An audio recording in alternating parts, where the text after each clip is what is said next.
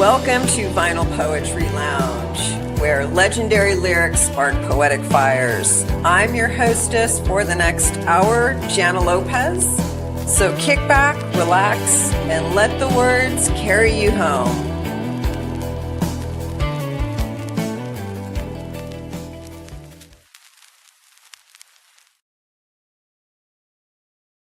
Hi, happy Sunday. Welcome to Vinyl Poetry Lounge. I'm so happy to be with you tonight and here and now, and really just taking that quick break in our lives to connect, unplug, so to speak, reflect, and listen to some great music in our minds and talk about lyrics.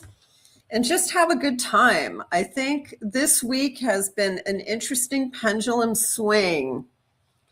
I don't know about you, but I got swept up in the Integrity flight and Artemis and their return, and just seeing them come home and that they made it back to their families. It was really like something I haven't felt in a long time, and I would say hope. And one thing that music has always given me throughout my life, no matter when or how old I've been, but music has always been the single thing that has stayed with me and given me hope in my life, real hope. And so my name is Jana Lopez, and I am here as your hostess for the next hour of Vinyl Poetry Lounge. And I am, yes, a poet, but I'm also a photographer, a creator, a thinker, a dreamer, all the things. French fry aficionado. We're many things, but the poet part of me has been the part of me that's been true to who I am my whole life. And here is where my origin story begins in terms of music. That is me. I think I'm about 13 or 14 years old. I grew up in Los Angeles, and those stickers were the front of my door. Looking at this now, really just taking a look at this now, I wonder what my mother thought of these stickers and this store. And I wish I still had this store. I wish I still had this door. So I'm curious if any of you had lots of posters in your room. Were your walls draped with Van Halen? Did you have the David Lee Roth poster with those leather pants and his arms chained? Which was in the inside of Women and Children First. That poster was on the inside of Women and Children First. My walls were plastered, and I loved having all of my vinyl close at hand.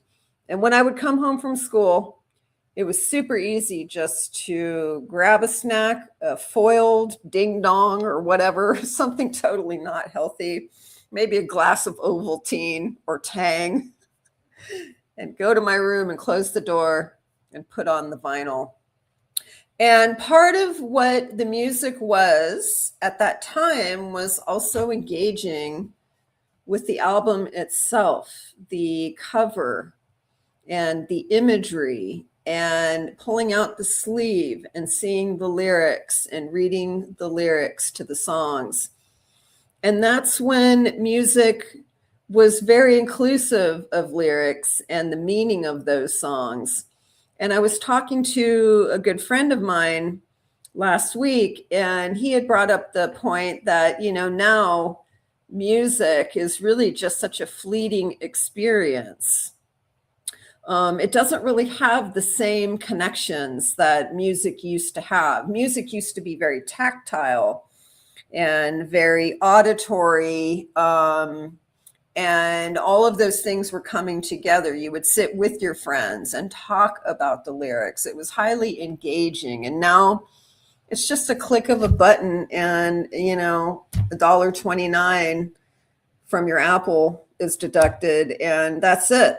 Like there's no interaction or engagement with music like we used to have. And so it's important to me to remember and to share and to bring these songs back to life for you. Bring these songs back to life for you through the lyrics, to make these songs that we've heard thousands of times, so much so that we just kind of sing along without really thinking about it. But what I found is when we revisit the lyrics and we unpack them a little bit and look at why these lyrics are poetry, they bring these songs back to life. They bring these songs back to the forefront of who we were then and who we are now.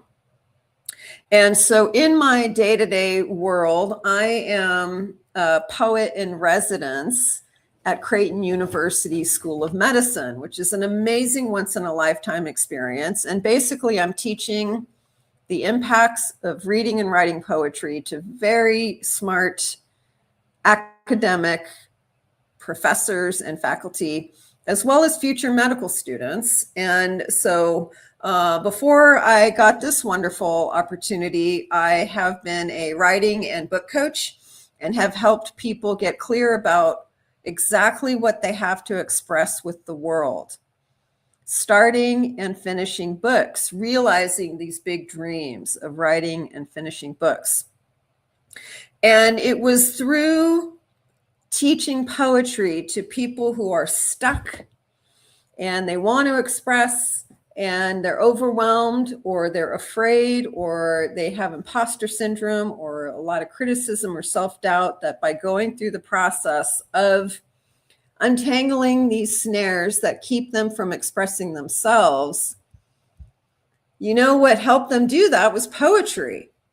That has been the surprising hidden in plain sight superpower, that when we utilize and break down all of the barriers about what poetry is or what it's supposed to be or what it's supposed to do, but we actually take a step back and get curious and allow for poetry to become part of our lives where beautiful, magical things can happen. So that is why I'm here, is that I believe that if we get clear and connected and understand that poetry is available to us in everyday life and everywhere we look and as part of everything we are, then it becomes really quite significant and special. And so lyrics, poetry lyrics, the poetry's here. We've already been singing the poems. And so that's the good news, is that we get to now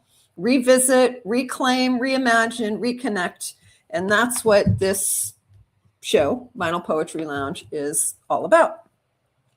So I would like to thank my producer, Jared McMullen, who is here with me running the behind the scenes show. And we've had a learning curve the last couple of weeks. We're still working on some of the tech things and still trying to coordinate all the platforms, and we're learning as we go. And I've been very lucky to have Jared's help and support. And so thank you for hanging in while we get to the place where everything is running smooth and all platforms are a go and there's no issues or hangups. And so far, I think we're doing pretty good. I'm having a good time, and that's really all that matters, right? In some sense, meaning that I cannot control how people receive the information, right? That's what I tell all my poets and all my authors, is you can't control how people receive what you have to give, but you are definitely better off by having done the giving. And so for me, this is a way of giving. I do this as a labor of love. I do this as a way to help educate. I look at this as a living and breathing classroom. And so your support, your contributions to help me pay for the technology and the production is meaningful and helpful. And I am appreciative of any help and support that can be given, so I can continue to share the love, right? And that's what I'm here to do, share the love. So tonight, I do have love for these two songs. We are going to be doing two songs. We're going to be looking at Dust in the Wind by Kansas and Let It Be by the Beatles.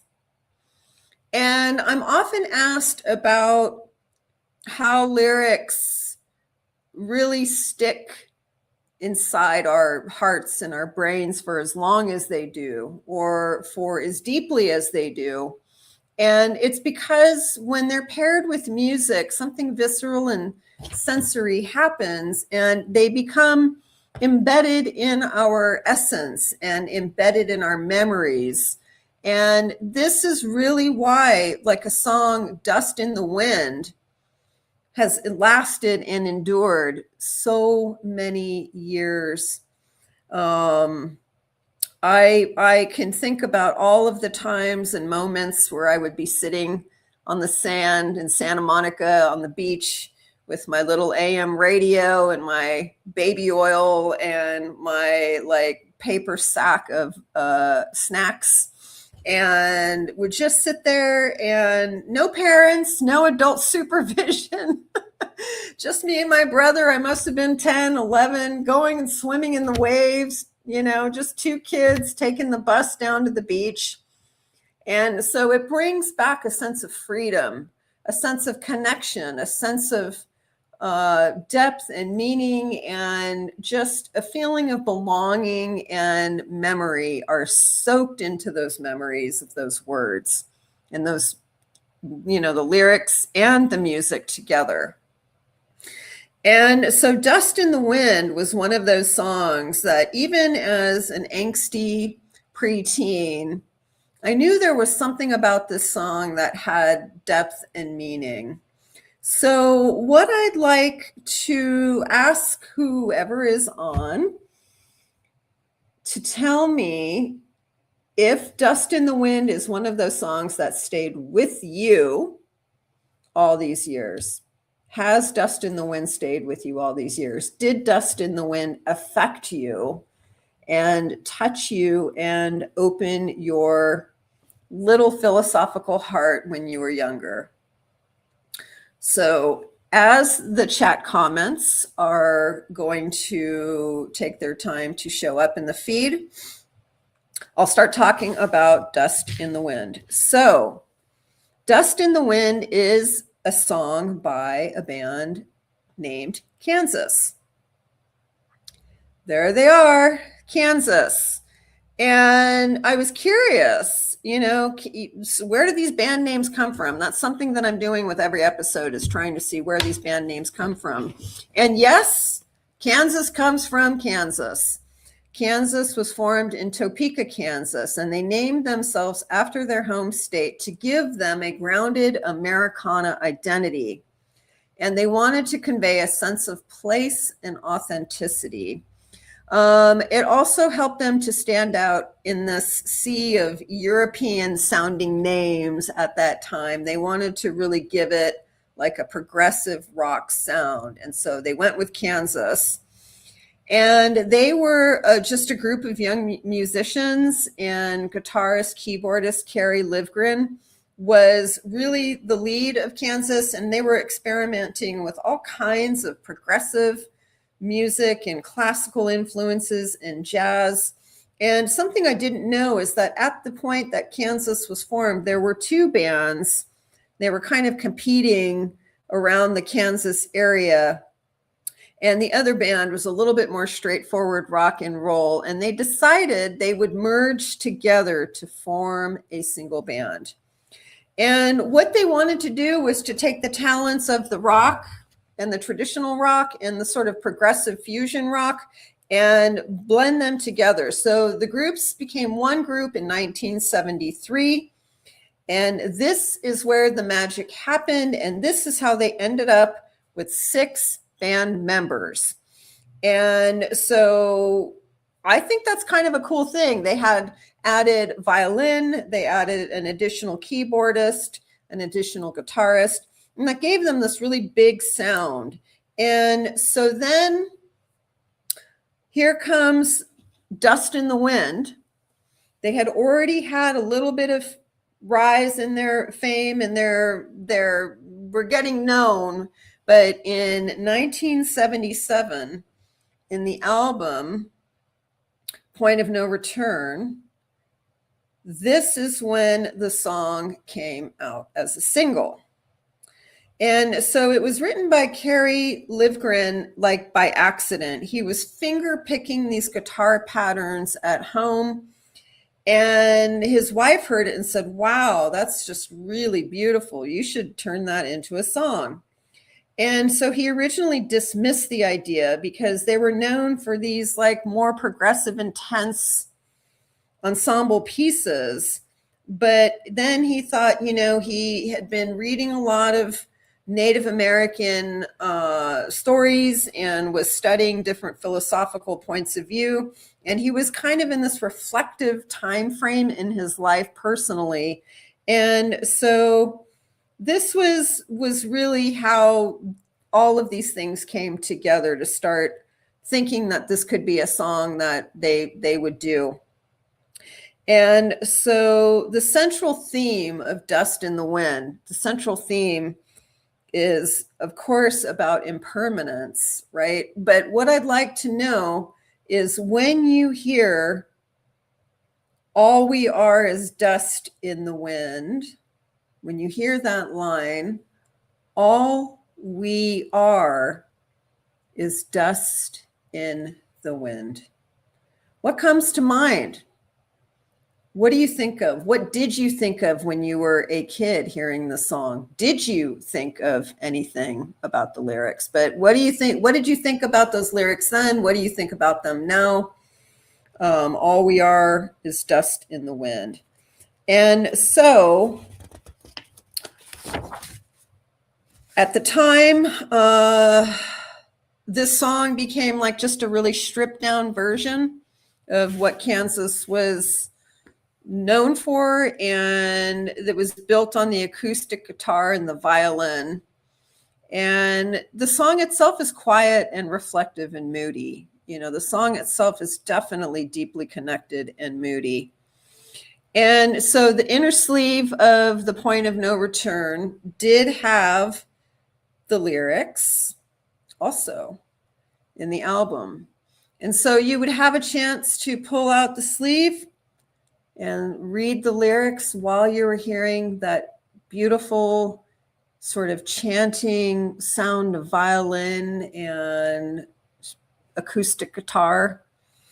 And so I think this song really is, to me, about everything that we try to hold on to and how fleeting life is. And I don't know about you, but at this phase in my life, this song holds more meaning now in some ways, because I can truly relate to how fleeting everything really is. And so the song is peaceful, but definitely reflective and absolutely poetic. These lyrics are pure poetry. So let's go to the first clip. Let's go to the song and dive in. Well, I close my eyes only for a moment, and the moment's gone. All my dreams pass before my eyes, a curiosity.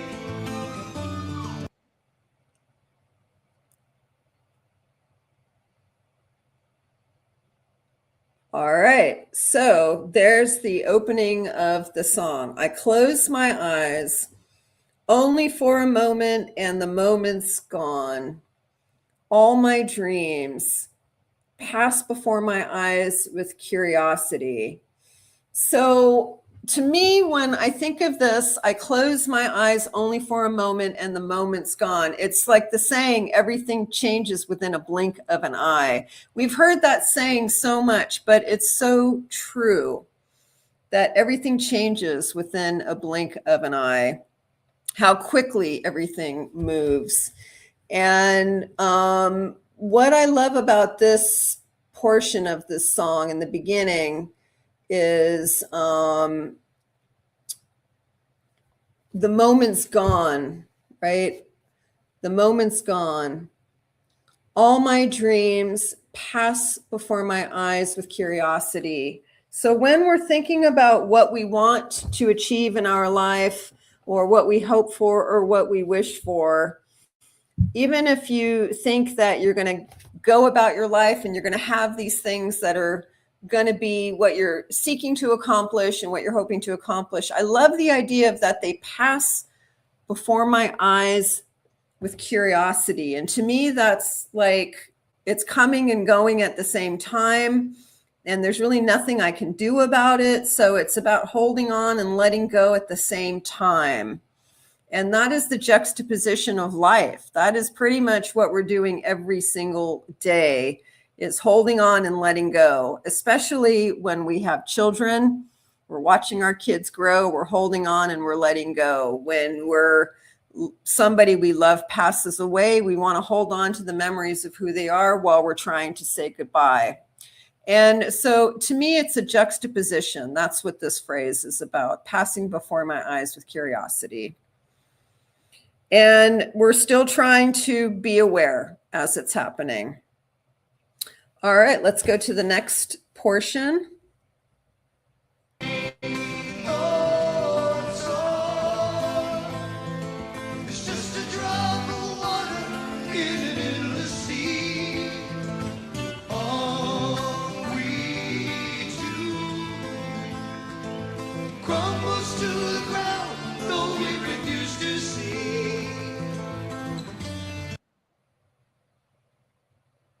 All right, same old song. Just a drop of water in an endless sea. All we do crumbles to the ground, though we refuse to see. So this is really just about like the idea of control being an illusion, and just a drop of water in an endless sea, to me, is like we're a part of something, but it's a part of something that's greater than ourselves, like something bigger than ourselves. And everything that we do in our lives, everything that we think we know, everything we build, all the stuff we try to amass, everything we try to like encapsulate, all of that crumbles to the ground. I mean, when we die, it all goes with us. Everything that we've become and amassed and have strived for no longer exists, though it may go on in some other ways. But what he's saying, all we do crumbles to the ground, though we refuse to see. I mean, this is a hard thing to accept, that life is transitory and it is a blink of an eye, and that we are here for a short time, and that eventually the idea of death or the end, whatever you believe, it's hard to really start imagining that, to have a close relationship with that, unless you've had a near-death experience or like a very serious illness or disease. Things change in those perspectives. But in a day-to-day world, it's not like we walk around acknowledging that life and death are here in any moment, at any time, in any real deep, profound way. So I think this song brings the idea of these coexisting really in a beautiful way. I love the idea of that everything we do crumbles to the ground, though we refuse to see. And that's a really poetic image, I think, crumbles to the ground, though we refuse to see. One of the things I do when I'm working with people talking and teaching about poetry is how imagery, however you see the world, however you experience the world, however you imagine the world, is your expression. And you may see a magenta sun or a yellow elephant, or whatever it is that you imagine or see, and however you express yourself is the way you express yourself. And so to me, crumbles to the ground, though we refuse to see, is a very beautiful, poetic way of expressing how fleeting everything is. And that control is an illusion. And just a drop of water in an endless sea, right? Just a drop of water in an endless sea. That sure does make me feel small and yet big at the same time. I don't know. It kind of makes me feel overwhelmed when I hear that. All right, so let's go to the next portion.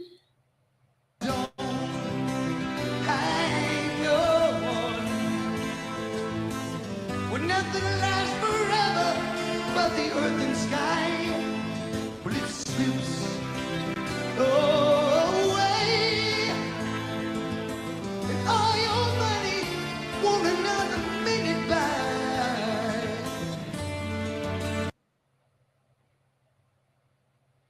All right, so now don't hang on.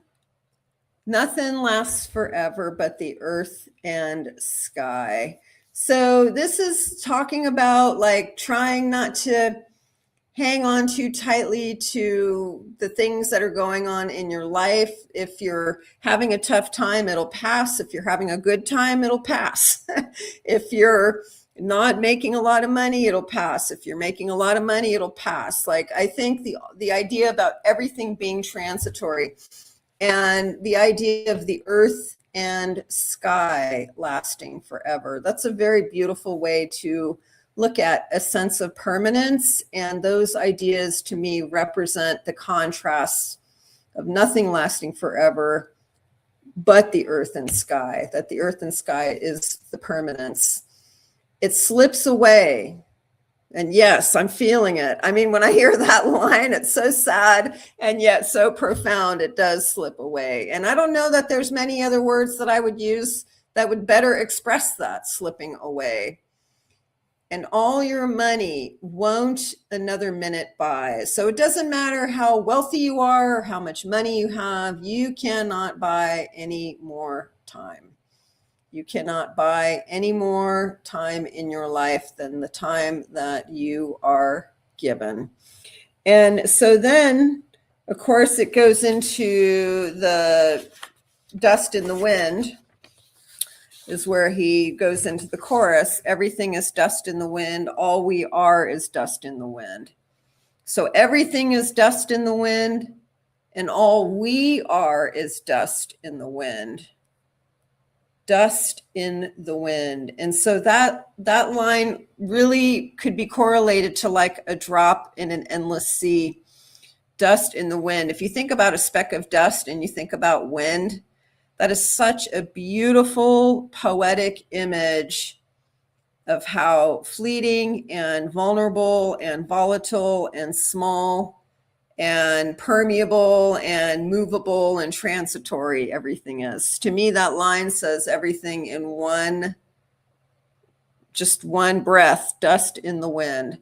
And so what do you think of dust in the wind? What does dust in the wind mean to you? What does dust in the wind express or convey to you? What do you think?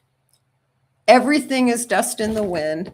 All we are is dust in the wind. So tell me your thoughts about being dust in the wind. It's a beautiful song. The song really lends itself to thinking, reflecting, and imagining in a very poetic way, like a sense of self in relation to everything else, and everything else in relation to the sense of self. And I love that poetry can do that. Poetry is able to convey and connect big ideas, big feelings, big emotions in just a couple of lines or a couple of words, and it can say so much. And that's the beautiful thing about poetry. And so when we listen to the lyrics of these songs that we've grown up with, you can take just a closer look, just a closer listen. And as part of your own poetic intelligence and part of your own poetry experience is just even ask yourself, what does dust in the wind mean to me? And see if you can come up with something new or something different. And so I would love to know what is going on. Let's see. So Patty, thanks for joining me, Patty. Hey, Cynthia. Glad you're here. So Patty shares it's about being in the moment because nothing is permanent. It's fleeting. Yes. And Cynthia Canyon reminds her of being in the 1970s. Absolutely. I can feel the flowing poncho and fringes. I can smell incense. I have big flare bottom pants. I'm wearing corkies. I've got feathered hair. I mean, that feeling is alive, definitely alive. All right, so we are going to go on to the next song. I'm going to still keep my eye on the chat as the dust in the wind comments. Feel free to continue to add. And one thing as we are getting better at the tech is I'm not able to check yet Instagram and Facebook comments in real time, but I will respond to all of the comments if I don't do it live, and I will get to those comments. All right, so the next song is Let It Be. And the reason why I chose Dust in the Wind and Let It Be side by side is because one is thinking about how fleeting everything is and that we don't have control because of how fleeting everything is, while Let It Be is acknowledging that things are what they are and letting them go because they are what they are. And also just acknowledging that we can let things go whether we try to hold on or not. And so I thought these two had the theme around, I don't want to say letting go necessarily, and I don't love the word acceptance, but just being with what is as is, because a lot of us are feeling very stressed out and wanting things to be different. And I understand we all want things to be different. And I always say, how are we going to be with the be that is? That's my challenge or invitation to myself, is how am I going to be with the be that is? And so Let It Be. This was written by Paul McCartney during a deeply stressful time for the band, 1968, 1969.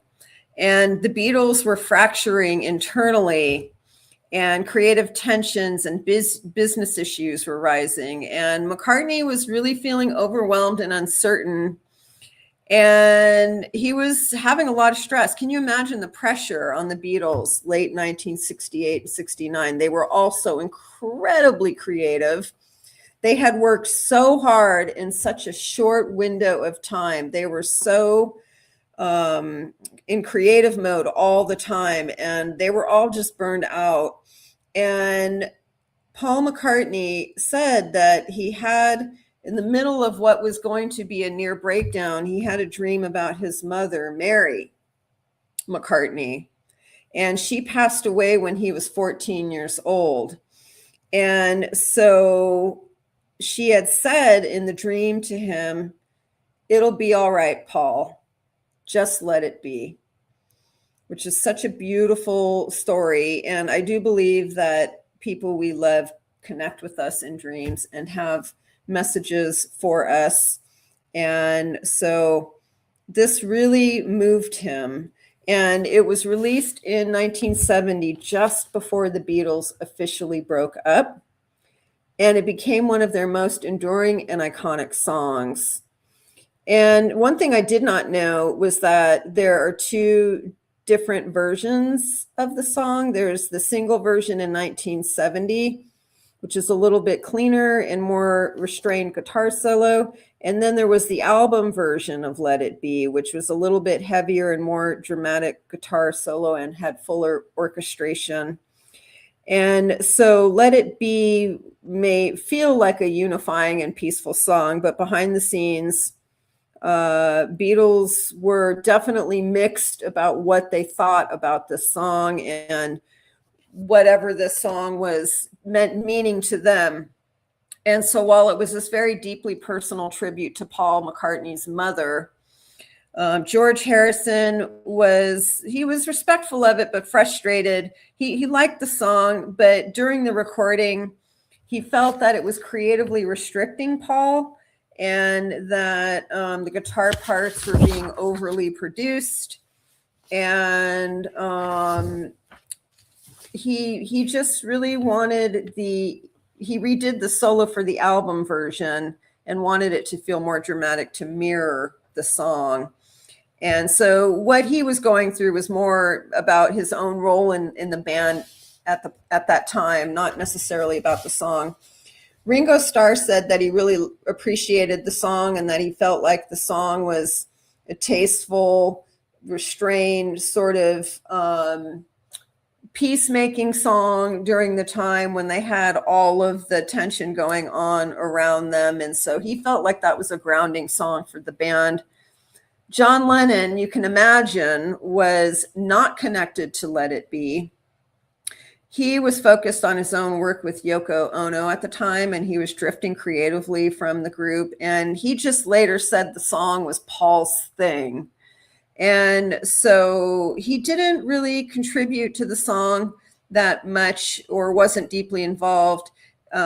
He did the bass on the track, but he did not have the emotional investment in really a lot of the Beatles songs at that time. And so Let It Be is an important song in sort of canon of the Beatles because it was created during the time of this final phase of the Beatles and amongst all the rising tensions and creative differences and eventual breakup. So the contrast, peace, unity, and acceptance, letting go. The band itself was like frustrated and struggling and having a hard time. And so one of the most misunderstood lines about this song is, when I find myself in times of trouble, Mother Mary comes to me. And so a lot of people, of course, rightfully look at this as, the Mother Mary in the religious context. And many people assume that, but it was really about his own Mother Mary, and it was a personal moment of comfort for Paul McCartney. But the dual meaning of the song and the lyrics are why this has endured. And so let's go to the song and take a listen. When I find myself in times of trouble, Mother Mary comes to me, speaking words of wisdom, let it be. And in my hour of darkness, she is standing right in front of me, speaking words of wisdom, let it be.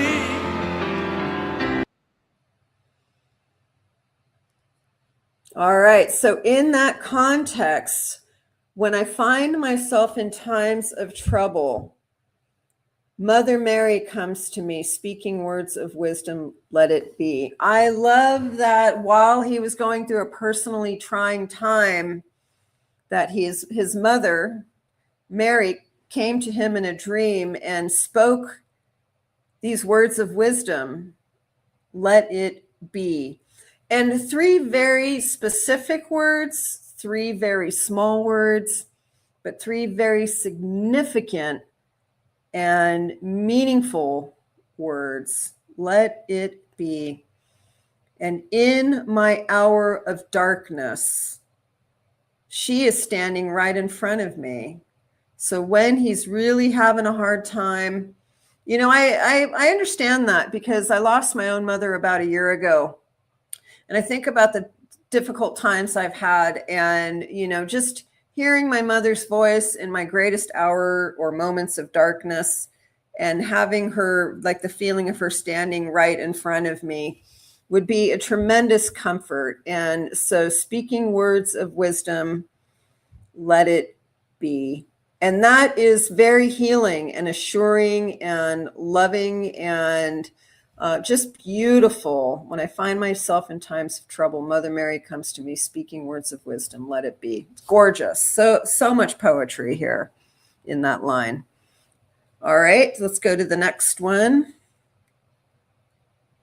When the broken-hearted people living in the world agree, there will be an answer, let it be. Although they may be parted, there is still a chance that they will see. There will be an answer, let it be.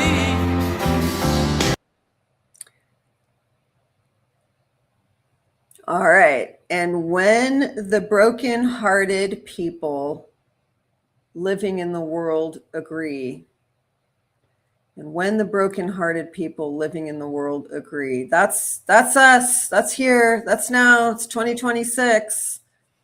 And when the broken-hearted people living in the world agree, it's such a beautiful, hopeful, forward-thinking, visionary way of seeking hope and assurance. Living in the world agree, there will be an answer. And so that's when, I think Paul's like describing how we can all come together, and by finding common spaces in being brokenhearted and finding common desire to have hope, that's when there will be the answer. And the answer would be, let it be. And for though they may be parted, there is still a chance that they will see. And I think this is referring to his mother.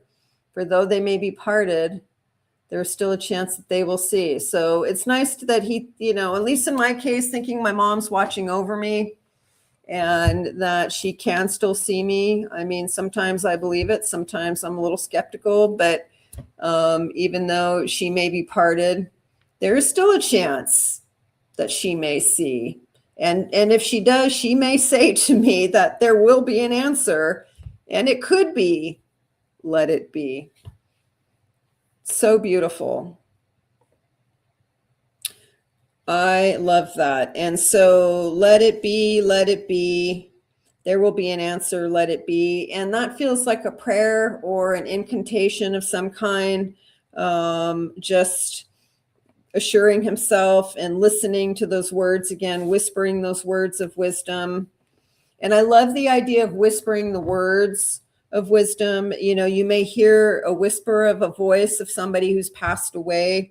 It may be soft. You may remember who they are, even though they've been parted. You may hear their voice, and it may just be like a whisper. And I think that the idea of whispering those words is so beautiful and very poetic.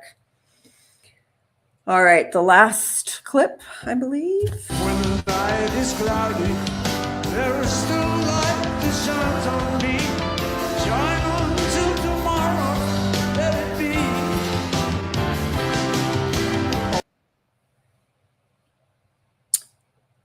And when the night is cloudy, there is still a light that shines on me. Shining until tomorrow, let it be. Oh, that is so gorgeous. When the night is cloudy.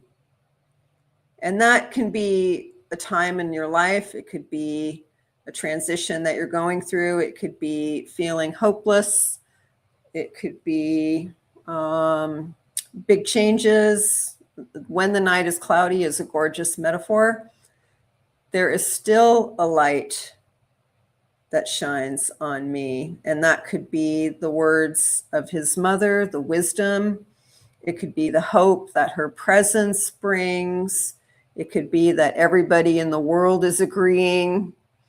And shining until tomorrow. So like, hold me through this dark night. Hold me through this time. Hold me through this space, through the night. And this reminds me of being a little kid and having nightmares, or wanting my mom to come in and just stay with me until I fell asleep again, or having a nightlight in the room. Something about being held until the morning comes, like through the night, is really just so beautiful and very, very touching. And so when the night is cloudy, there's still a light that shines on me, shining until tomorrow. Let it be. So sometimes I think we hold on, we hope, we pray, whatever it is, we keep hanging on. And there is something really assuring about letting it be. I'm not always the best at that. I admit it. I'm trying. It's a hard thing to do right now. It's hard to know we're dust in the wind and letting it be. But I think those are important reminders. And I think that if there's anything I can give you in this moment, it's just that pause in your own heart where you can recognize that, yes, things are fleeting. And yes, there is a light somewhere through your cloudy night that will hold you and shine until tomorrow. And let it be. I think that's easier said than done. Sorry, Paul, but it's a gorgeous lyric and I'm trying. I'm aspiring. I am aspiring to let it be. I really am. And it is a beautiful song. So Patty shared that these lyrics are so assuring, and they truly are. They're very assuring. And again, I've heard this song millions of times. But there was something about this song that also carries me back to when I was a little kid, because my mom used to have her own collection of vinyl records and she had her own music. And I was exposed to a lot of what she listened to. And the Beatles were, of course, part of that.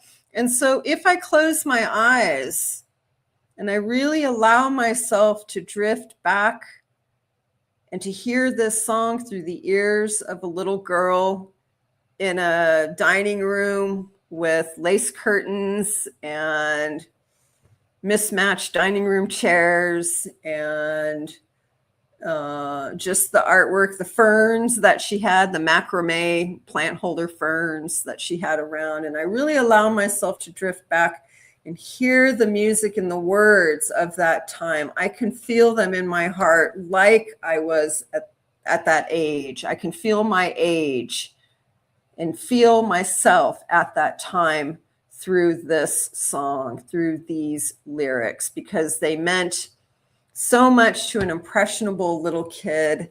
And just feeling and hearing and being part of my mother's world and her music, it is very reassuring. It chokes me up a little bit. This song is so beautiful. Anyway, so Let It Be and Dust in the Wind. I would like to hear, did you learn anything new about these songs tonight? Did anything stand out to you, or did it open up anything for you in your own reflection, in your own heart, in your own memory? Do tell. I would love to hear in the lyrics. And so while we're at that, I would love to know, do you have a favorite lyric from the night? Do you have a favorite lyric from the night? What was your favorite lyric or line from the night? So if I go back and I look through my notes, I kind of think I'm going with crumbles to the ground, though we refuse to see. That's pretty, I think that might be mine for Dust in the Wind. And then for Let It Be, I think I'll go with, and in my hour of darkness, she is standing right in front of me, because that says so much about needing assurance, not feeling alone, And we need to feel like we're not alone right now. At least I do. I need to know that I'm not alone. I have felt very alone. And I want to feel less alone. And I think even if you have people around you all the time, it's still something we're experiencing in this day and age, is a sense of isolation and loneliness. And so Assurance was grand this week, watching the astronauts come home, watching their joy, watching their gratitude. And I want to say one more thing about that. When they came back, they didn't talk about the technology and the science. What all four of them said in their own words was related to the humanity of that experience, the love of that experience, the joy of that experience. And I was surprised and just so glad to hear that, and all of the technology and stuff that got them there, science. They talked about the humanity. And so music and lyrics are humanity. Music and lyrics are what we need to stay connected, stay hopeful, and to remember, do not forget who you are. Do not lose sense of who you are. Stay connected to your inner landscape while we still can. That's what poetry does. Reading, listening to music, it keeps us connected to the inner landscape of who we are. And that is what we need. We need that more than ever. We are hungry for it, starving for it, thirsty for it. Staying tethered to our inner landscapes. All right, so that's what means something to me. So to do this every week, I'm happy to take any support to allow me to continue to educate and share and lift people up. Any support is appreciated. And I'm going to start doing some really fun things on this show. I was talking to my producer, Jared, and I want to do like an all 70s episode with lines from songs from the 1970s, like I'm Not in Love, Afternoon Delight, Sailing by Christopher Cross. There's these 1970s songs. And so I want to do like a whole hour of just 1970s lyrics. So if you have a favorite 1970s song that you would like me to include, let me know. You can reach out through my website at janalopez.com, and on the Vinyl Poetry Lounge page, you can send me your comments. So songs from the 70s. I also wanted to, I know it's been done, but I'm going to do it my way. I'm going to do it Vinyl Poetry Lounge style, but I want to do a misheard lyrics episode. And, you know, I think of the Bee Gees, humana, humana, humana, staying alive. What are the lyrics before staying alive? And so there's a lot of songs revved up like a douche. Everybody thought it was a douche, but we know it's not. It is not a douche. It was a deuce. So misheard lyrics. I'm definitely going to do an episode also of misheard lyrics. Let me know what you like. Let me know what you want to hear. Let me know what you're thinking. And just remember to just 5 minutes a day, listen to a song without scrolling, without doing anything else. I once caught myself. I had my laptop open, I had my phone going, and I had the TV on, and I had 3 screens going. I'm like, what is wrong with me? So 5 minutes unplugged. Nothing but silence if you need it. Or listen to a song and jot down the lyrics. What do you think? What do they mean? How do you reflect? How do you give yourself that time? So keep me posted. And I'm very excited and grateful that we've had this time together. And I'll look forward to hearing about what your favorite lyrics were of the night. So next week, I'm going to do Pink Floyd, either Breathe or Wish You Were Here. I haven't decided which one yet. Both of those songs are so incredibly beautiful. And was going to do a Queen song. And as I was thinking about it, Bohemian Rhapsody just needs to be its own show. I mean, there's no way I can unpack those lyrics in a short time. So I was going to do Queen, but I'm going to pick something else. So we're going to definitely do a Pink Floyd, and I will come up with a second song. So I'm so glad you were here. I hope you had a good time. Until next week, keep the vinyl spinning and the poetry flowing. I'm your hostess, Jana Lopez, Vinyl Poetry Lounge. Thank you so much. Thank you for joining me for this week's show of Vinyl Poetry Lounge. I'm your hostess, Jana Lopez. Keep your vinyl spinning and poetry flowing till we meet again next time.